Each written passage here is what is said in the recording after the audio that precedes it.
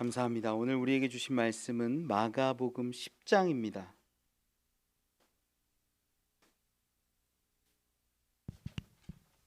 마가복음 10장 13절로 16절의 말씀 보겠습니다. 신약 성경 71면에 있습니다. 마가복음 10장 13절로 16절의 말씀 우리 한 절씩 교독하지요. 사람들이 예수께서 만져주심을 바라고 어린 아이들을 데리고 오매 제자들이 꾸짖거늘 예수께서 보시고 노하시어 이르시되 어린 아이들이 내게 오는 것을 용납하고 금하지 말라. 하나님의 나라가 이런 자의 것이니라. 내가 진실로 너희에게 이르노니 누구든지 하나님의 나라를 어린 아이와 같이 받들지 않는 자는 결단코 그곳에 들어가지 못하리라 하시고 그 어린 아이들을 안고 그들 위에 안수하시고 축복하시니라. 아멘. 아멘, 아멘, 아멘.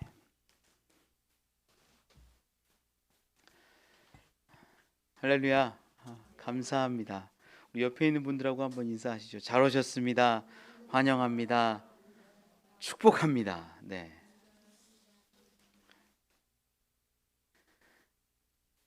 광고 마케팅 하는 이렇게 법칙 중에 3B 법칙이라는 게 있어요. 3B 법칙, 원칙 뭐 이렇게 말하는데요. 요 방법을 쓰면 광고 마케팅 실패하지 않는다라고 말하는 원리 같은 겁니다. 3B를 쓰면 광고가 안 망한대요. 3B가 어떤 거냐면 하나는 뷰티입니다. 아름다운 것. 그 광고 보면은 아름다운 여인들 많이 나오잖아요. 예쁜 여인들. 사실 저는 왜 아름다운 그 여인들이 아파트를 광고하고 먹을 걸 광고하는지 잘 모르겠지만 어쨌든 광고에 아름다운 여인이 나오면 한 번이라도 더 보게 된다는 거예요. 두 번째 B는 비스트예요. 동물을 사용하면 광고 효과가 좋다 그래요. 그래서 옛날에 광고 보면 동물들이 나오는 경우가 많아요. 강아지도 나오고 병아리도 나오고 사람들의 눈을 끌어당깁니다. 세 번째 B는 베이비입니다.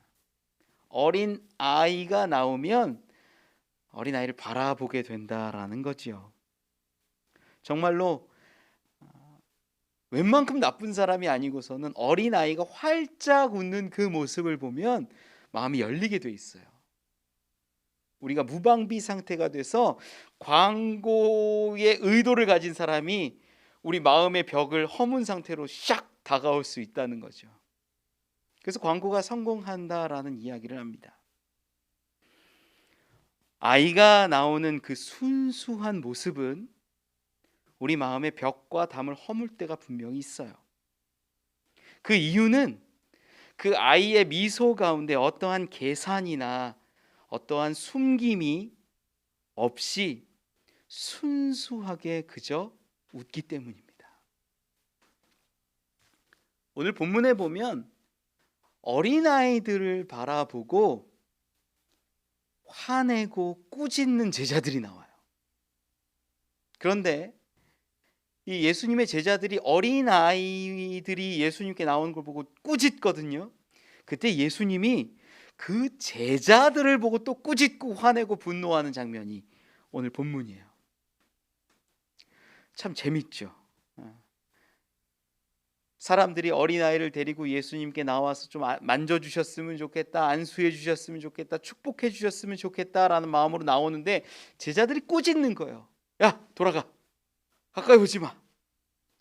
예수님이 그 제자들을 혼내주세요. 통쾌해 보이기도 합니다.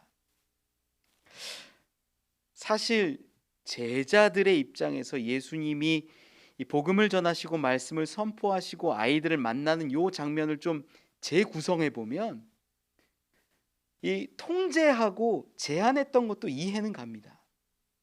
예수님이 얼마나 바쁘셨는지 몰라요. 이 본문 이 마가복음 10장에 보면 처음에 그 요단강을 건너서 거기서 큰 무리들에게 가르치시는 장면이 나와요. 율법을 설명하시기도 하고 남자와 여자가 어떠한지 가르치시고 부부가 어떠한지 가르치시는 그 장면이 오늘 바로 말씀 직전에 있어요. 이 말씀이 끝마치기도 전에 어쩌면 사람들이 아이들을 데리고 예수님께 나아왔는지도 모릅니다. 어쩌면 예수님이 굉장히 피곤해 있는 상황이었는지도 모르고요. 어쩌면 이 말씀이 끝날 즈음에 병자니 예수님의 고침을 받고 싶어하는 자들이 옆에 줄 서 있었는지도 몰라요.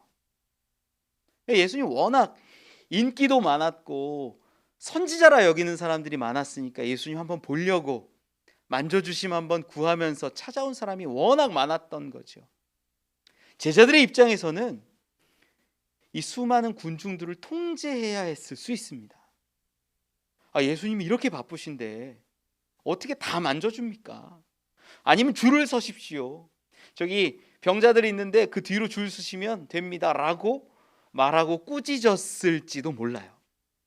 어쩌면 예수님이 너무 피곤하셔서, 예수님 성경에도 보면 때로는 제자들이 일하고 있을 때 주무시기도 하시고 쉬시기도 하시는 장면들이 간혹 나오거든요. 예수님도 육신을 입으셨기에 피곤하시죠. 제자들은 어쩌면 그걸 생각해서 예수님 이제 하루 종일 오늘 말씀 전했기 때문에 더 이상 사람들 따로 만나지 못합니다 라고 제지했을 수도 있어요. 어쨌든 그 제지하는 제자들, 예수님은 그 제자들을 혼내세요. 성경에도 말씀하시길 노하셨다 기록해요. 14절에 예수님께서 노했다라는 말, 그 단어를 보면 분노한 거예요. 화낸 거예요. 그냥 얘들아 그러지 말아라 이렇게 얘기한 게 아니라 화내셨어요. 너희 그러지 마. 그 어린 아이들이 내게 오는 것을 용납해라. 금하지 말아라. 그리고 더 나아가서는 하나님의 나라가 이런 자의 것이라고 말씀하세요. 저는 이 예수님이 제자들이 보지 못하는 그것을 보았다라고 믿습니다. 그게 뭐냐? 바로 영혼이고 생명이에요. 제자들은 예수님의 신변을 보호하기도 하고 이 군중을 보호하기도 하고 이 집회를 잘 처리하고 행사를 진행하는 게 목표였는지도 몰라요. 그런데 예수님은 그것이 아니라 한 사람, 한 아이, 한 심령, 한 생명을 바라보고 계신 거였어요. 여러분, 교회도 마찬가지입니다. 교회도요, 교회에 많은 기능이 있어요. 교육도 해야 돼. 성경도 가르쳐야 되죠. 교제도 해야 돼요. 우리 친한 사람들끼리 모여서 밥도 먹고 교제도 하고 인사도 하고 경조사도 챙기고 이사도 챙기고 장례도 챙기고 다 해요. 우리 안에서 행사들 얼마나 많습니까? 무슨 축제도 있지요, 전도대회도 있죠, 바자회도 있죠. 수많은 일들이 교회 안에서 이루어져요. 그런데 여러분, 교회 안에서 가장 중요한 게 뭔지 아세요? 영혼 구원이에요. 생명이에요. 지금 예수님은 제자들이 보는 것과는 다른 것을 보시기에 제자들을 꾸짖고 계신 거예요. 제자들의 말이, 제한이, 통제가 잘못된 건 아니에요. 사람들이 다칠 수도 있고 질서 있는 게 왜 문제입니까? 그런데 예수님은 그 너머에 생명을 보시고 영혼을 보시고 그 아이들을 보셨기 때문에 제자들을 오히려 꾸짖고 계시는 거였죠. 제가 어릴 적에 교회 다닐 때는 교회 목사님들이 왜 이렇게 무서웠는지 몰라요. 교회당 대부분이 이렇게 통로들이 있어요. 중앙에 있든 양쪽에 있든 세 군데에 있든 막 통로가 있어요. 애들 입장에서는 그 통로 보면 뭐 하고 싶냐면 뛰고 싶은 거예요. 다다다다다다다다다다. 제가 아니에요. 옛날 목사님들이. 그러면 야! 소리를 질러요. 진짜. 깜짝 놀라고 애는 막 웁니다. 엄마한테 달려가고. 그 목사님들이 막 호통하는 거예요. 야, 설교하는데 막 이러면서. 왜 그러셨는지 모르겠어요. 옛날 목사님들이. 오늘 본문을 읽다가 제 마음에 온 게 뭐냐면, 야! 어린 아이들 여기서 다다다다 거리고 뛰어다니고 그래도 우리를 혼내? 하나님이 그 목사님 혼낼 수도 있겠다 생각이 들더라고요.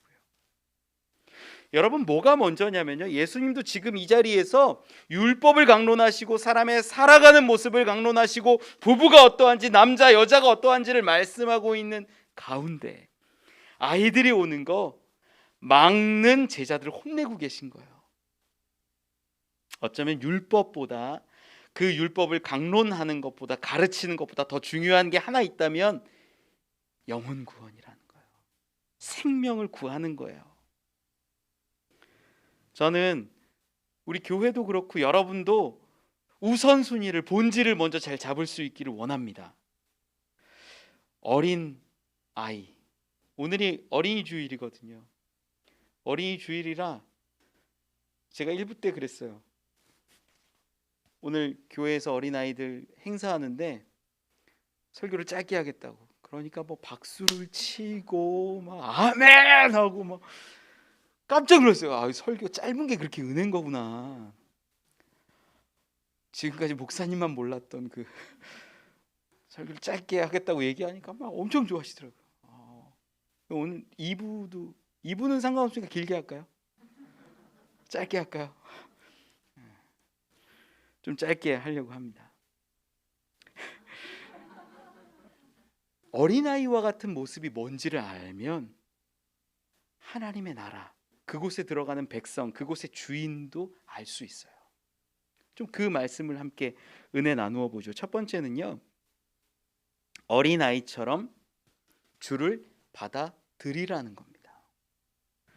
지난 23일에 4월 23일에 금요일에 원데이 다니엘 기도회라는 걸 했어요. 온라인으로도 하고 우리 교회에서도 모여서 했는데 이곳에 못 오신 분들도 온라인으로 하신 분들이 몇 분 계시는 것 같아요. 다니엘 기도회를 하다 보면 찬양도 하고 기도도 하고 간증도 듣고 좋은 그 프로그램이 잘 짜져 있습니다. 참 감사하고 좋아요. 근데 그 중에 하나 이 구성을 너무 잘했다라고 생각되는 것 중에 한 테마가, 꼭지가 어떤 거냐면 사랑의 현금 시간이 있어요. 우리 주변에 정말 어렵고 힘들고 나약해진 그 가정이나 심령들을 돌보고 소개하고 그 사람들을 위해서 헌신하고 좀 돕는 그 순서가 있는 거죠. 지난 23일에는 한 5살 아이가 나왔는데요. 이 아이가 뇌병변으로 인해서 정상적인 삶을 살지 못하는 아이가 등장했습니다. 큰 어려움을 겪고 있어요. 그 아이를 보면서 마음이 참 안타깝고 마음이 좀 쓰였어요. 나중에 저희 아내한테 얘기를 들었는데, 그 영상을 아이들과 함께 그 유아실에서 원데이 다니엘 기도를 하다가 저희 아내가 아이들하고 얘기를 했대요. 우리 저기 TV에 나오는 아이 좀 돕자. 저희 큰 아이 둘째 셋째가 좋다고, 자기한테 있는 돈 5천 원씩 모아가지고 보내겠다고 2만 원인가를 보냈대요. 저 아이에게 도움을 보내고 싶다. 물론 그 5천 원을 보내고 나서 아이들이 며칠 있다가 자기가 장난감 살 돈이 부족해진 것을 알고 아쉬워하기는 했어요. 너무 어린 아이라. 그런데 여러분, 이 모습이 순수한 어린아이와 같은 모습이에요.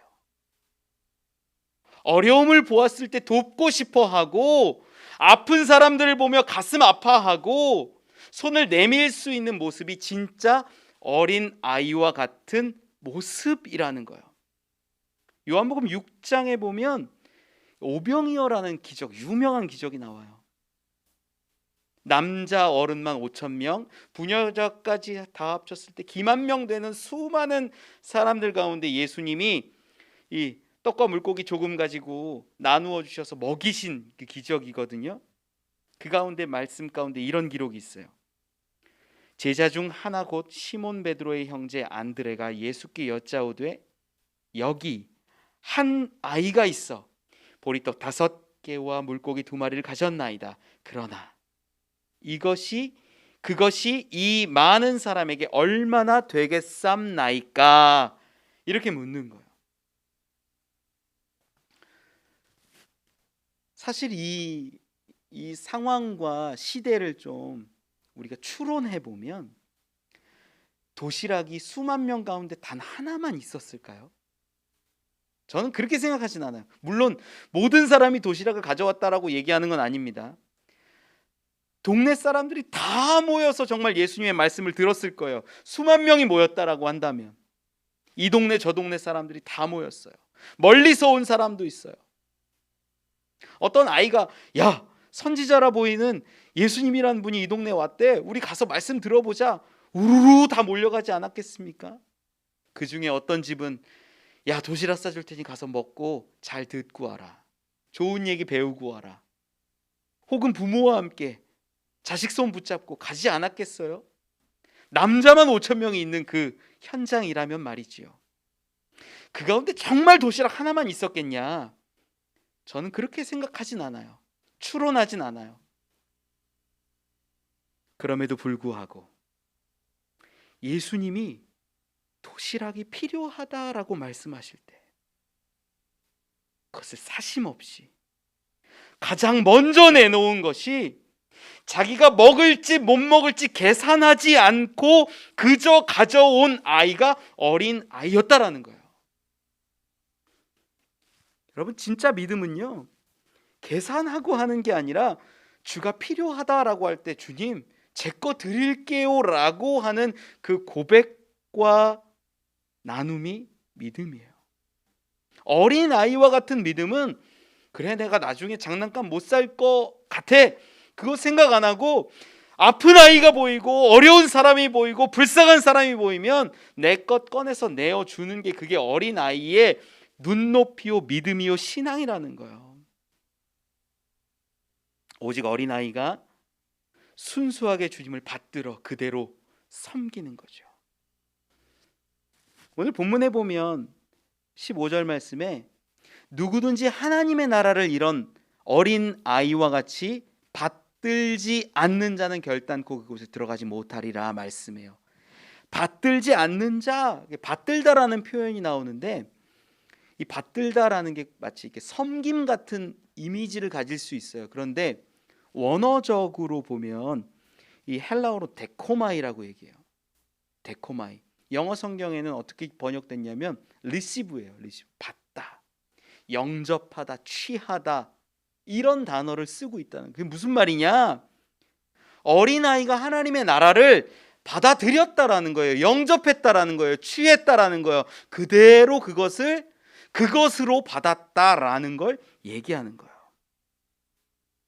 순수하게 받아들이고 순수하게 믿고 순수하게 말합니다. 아이는 어른이 하는 말, 하나님이 하시는 말씀, 예수님이 전하는 생명의 말씀을 곧이곧대로 그대로 받아들인다라는 거죠. 어린이를 뜻하는 단어가 헬라어로 파이디온이거든요. 이 뜻의 깊은 의미는요, 전적으로는 누군가 돌보지 않으면 생존할 수 없는 사람을 의미해요. 어린이는 부모의 무조건적인 돌봄으로 살아갈 수밖에 없습니다. 이건 뭘 의미하냐? 은혜로 산다는 걸 얘기해요. 어린아이와 같이 하나님 나라를 받아들이지 못하는 사람은 하나님 나라에 이르지 못한다고 오늘 말씀합니다. 오직 어린아이와 같이 은혜로 사는 사람, 은혜로 살아가는 그 사람이 들어가는 나라가 하나님 나라라는 거예요. 순수하게 받아들이는 어린아이, 순수하게 영접하고 취하고 그대로 받는 아이가 하나님 나라의 백성이요 자녀요 주인이 됩니다. 우리가 의로워지는 방법이 성경에 두 가지가 나와요. 뭐냐면 하나는 율법을 지키는 거예요. 율법을 지키면 의롭습니다. 율법을 지키지 못했어요. 만약에 범했어요. 그러면 정결 예식을 따라서 그것을 행했을 때 다시 의로워져요. 이게 무언가를 행함으로 받는 의로움이죠. 그런데 다른 의롭게 됨이 하나 있어요. 그건 뭐냐? 우리 주 예수 그리스도를 믿을 때 의로워진다라는 거예요. 이 어린아이가 지금 받아들인다라는 게 뭘까요? 내가 행위를 하고 율법을 지키고 무언가를 함으로써, 행위를 이루어감으로써 의로워지는 걸까? 아니에요. 그걸 말하는 게 아니라 오직 하나님 나라를, 우리 주 예수 그리스도를, 생명을 받아들임으로 의로워진다라는 것을 예수님이 지금 가르치시고 계신 겁니다. 하나님 나라는 율법과 그것을 지키는 것이 아니라 그저 예수 그리스도를 믿고 사모하고 그분을 바라봄에 있습니다. 우리는 성장하면서, 어른이 되면서 주고받는 것에 너무 익숙해졌어요. 하나 주면 돌려주려고 그래요. 자꾸만.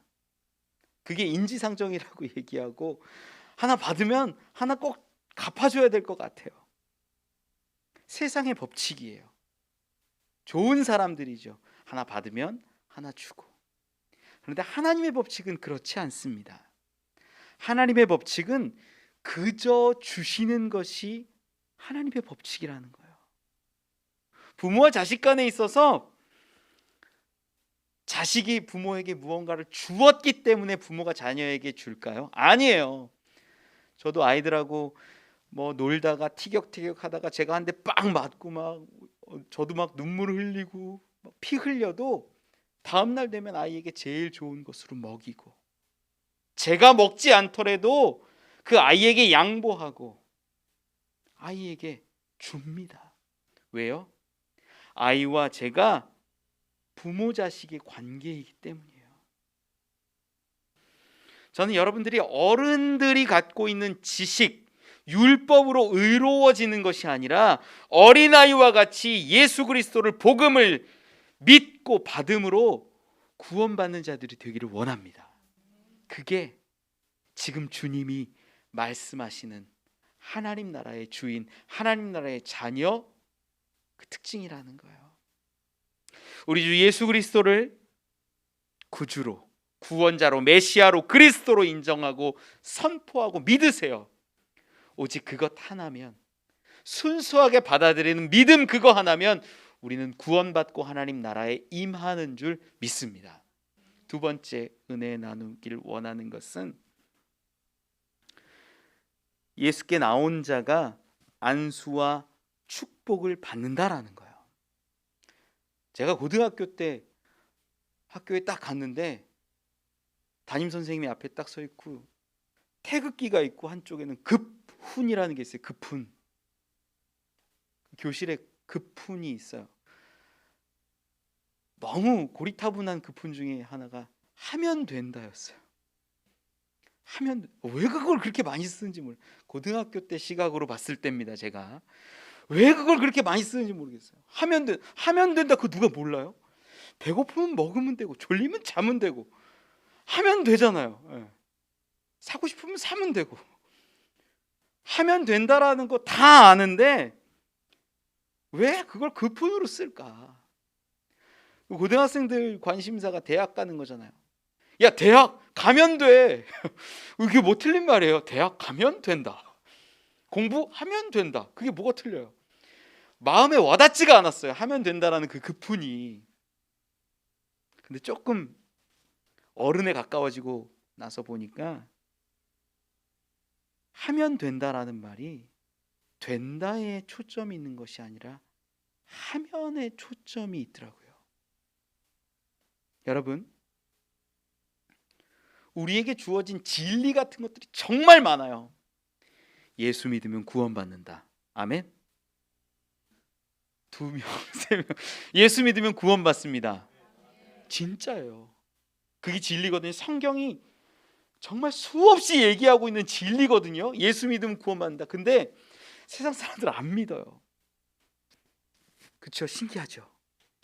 예수 믿으면 구원받습니다라고 알려줘도 안 믿어요. 근데 여러분, 저 세상 사람들만 손가락질할 필요가 없어요. 교회도 똑같아요.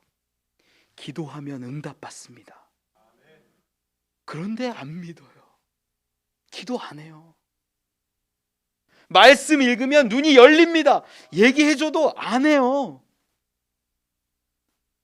가정 구원 위해서, 가족 구원 위해서 정말 합심해서 기도합시다. 알려줘도 머리로는 아는데 안 해요. 저는 하면 된다라는 그 진리가 믿음 가운데도 분명히 적용됨을 믿어요. 여러분 정말 믿으시기 바랍니다. 그리고 행하시길 바랍니다. 우리 교회 집사님 중에 홍유정 집사님이라고 계세요. 이분이 참 똑똑해요. 몇 년간 이렇게 만나서 이야기도 해보고 그러면 이분이 참 똑똑해요. 머리가 비상해요. 똑똑한 사람들의 특징이 말을 빨리 알아듣는 거예요. 내가 조금 잘못 말하거나 내가 조금 다른 말을 해도 정확하게 그것을 알아들어요. 똑똑한 사람들이죠. 근데 신앙도 똑똑하다 보니까 머리로 믿으려는 경향도 있어요. 이분들이. 성경도 우리 글로 읽었을 때 성경을 통해서 받아지는 것들은 한 10%밖에 안 돼요.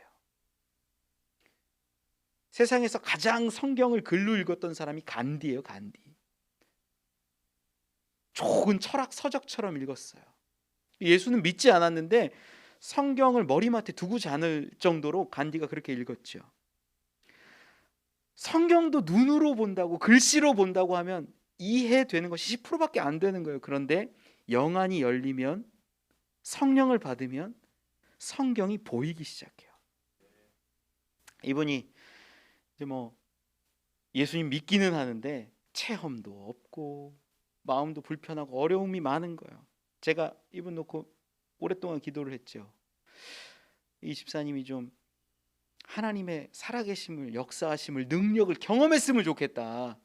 오랫동안 기도하는데 제 마음 가운데 하나님이 응답 주시고 비전을 주셨어요.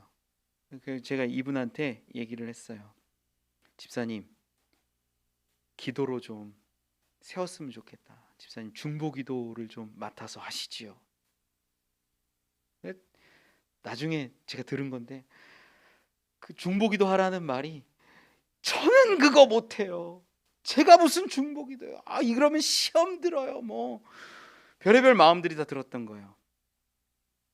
사실 그런 마음들이 우리가 성장하기 직전에 사탄의 마지막 몸부림이기도 해요.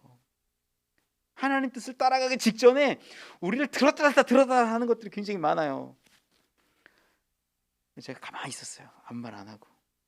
시간이 지나고 중보기도 사역을 한 지 한 3개월 이렇게 좀 되는 것 같아요.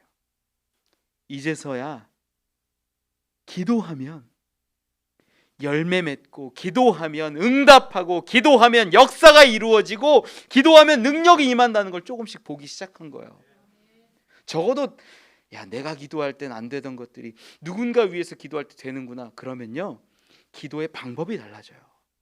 내가 내 마음으로 구했구나. 배워나가는 거예요. 하나님이 일하시고 역사하시고 돌보시는 것들을 보기 시작하신 거예요. 제가 우리 집사님이 참 귀하다, 참 사랑하는 마음으로 교회 안에서 기도의 능력을 경험하고 세워지면 좋은 일꾼이 되겠다 소망을 가져요. 여러분 똑같습니다. 기도하면 응답받고 기도하면 이루어지는데 수많은 사람들이 기도하지 않아요. 하면 되는데 하지 않아요. 여러분 기도할 줄 모르세요? 괜찮아요. 기도할 시간이 부족하세요? 괜찮아요. 그러면 기도 내용 적어가지고 중보기도 카드 적어 놓으란 말이에요. 정말 여러분들을 대신해서 눈물로 기도하는 분들이 이 가운데 있는데 왜 기도하지 않고 기도 부탁도 하지 않고 뭘 되기를 바라냐라는 거예요. 여러분 하면 된다라는 말이 그냥 있는 게 아니에요. 믿으면 구원 얻고 기도하면 이루어지고 우리가 죽으면, 우리가 심어지면, 우리가 썩으면 수많은 열매로 맺혀지는 것은 원리예요. 오늘 본문 말씀에서도 이 사람들이 아이들을 데리고 예수님께 나와요. 제자들은 꾸짖어요. 오지 말라고 해요. 화냈어요. 근데 그 모습을 보고 예수님은 제자들을 또 혼내요. 야, 니네 그러지 마. 제가 그 자리에 있었으면요, 예수님께 안 나가요. 분위기 좋아요, 여러분? 분위기 안 좋아요. 예수님 제자들 12명이나 되는 막 건장한 남자들이 막 오지 말라고 하지, 화내지. 예수님은 또 그걸 보고 화내고 있지. 그런데 무슨 애가 와가지고 예수님 기도해 주세요 그럴까요?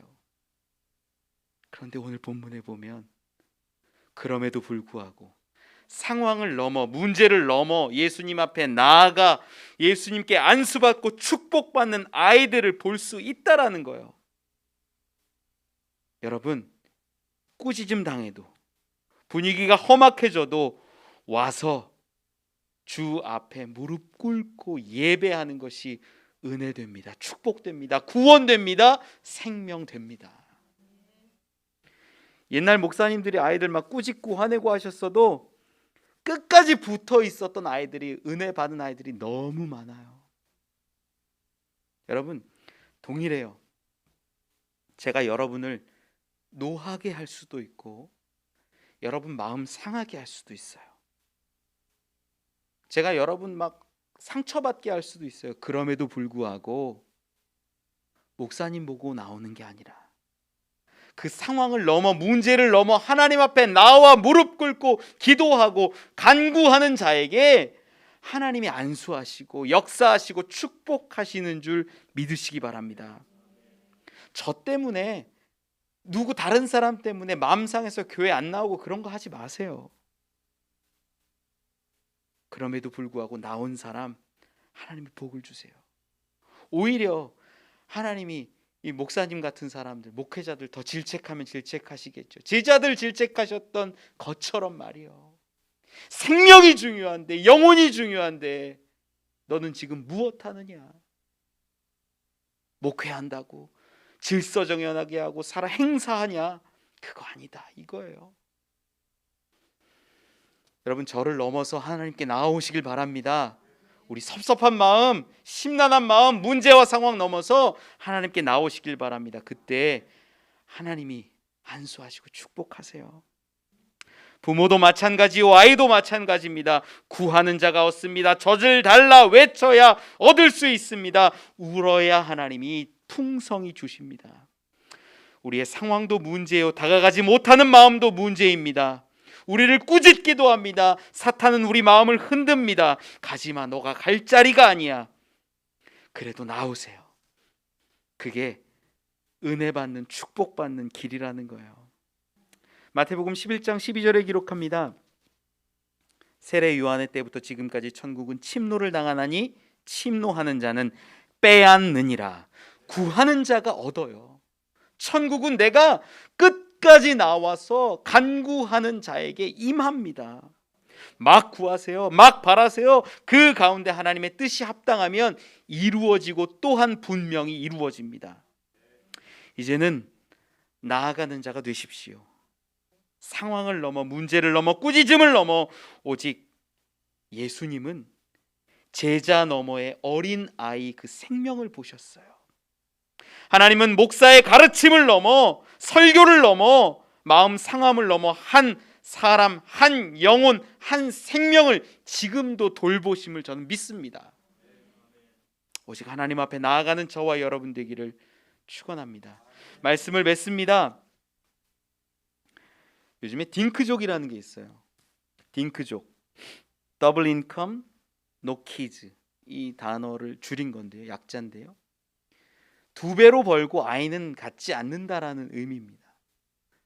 고학력자들, 미국에서 이제 시작돼서 유럽 쪽, 뭐 우리나라도 지금은 굉장히 딩크족을 많이 선호한다 그래요.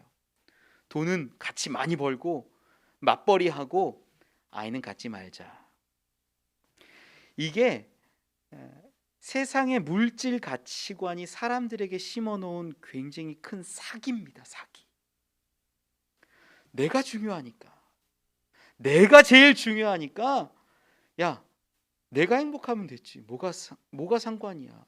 돈 많이 벌어서 나 명품 하나 사면 되고, 나 여행 한 번 더 가면 되고, 내가 갖고 싶은 거, 내가 하고 싶은 거 하면 돼 라는 게 지금 세상의 주류가 돼버렸어요. 그런데 여러분, 그리스도인은 나를 위해 사는 게 아니라 누군가를 위해 사는 게 그리스도인입니다. 예수님은 이 세상 죄를 짊어지고 걸어가셨어요. 죽을 수밖에 없는 저와 여러분을 위해서 십자가를 지시고 대신 피 흘려 주셨어요. 그게 누군가를 위한 삶이라고 우리가 고백하고 믿고 예수님 가신 그 십자가 길 나도 따르겠다라고 말하면서 우리는 딩크족처럼 나를 위해서만 살고 있지는 않습니까? 내 거가 최고야. 내가 성공하는 게 최고야. 심지어 자녀도 낳지 않으면서 나를 위해 살아가는 사람들이 많아요.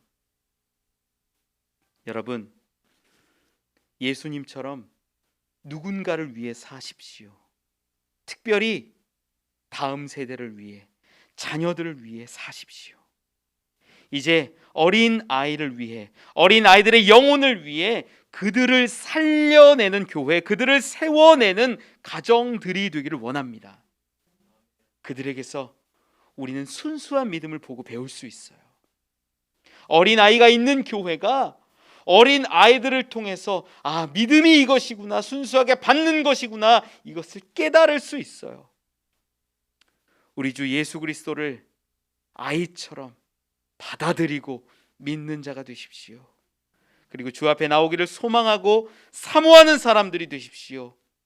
그것이 구원받는 자, 하나님 나라, 천국에 임하는 자들, 하나님의 자녀됨을 믿습니다.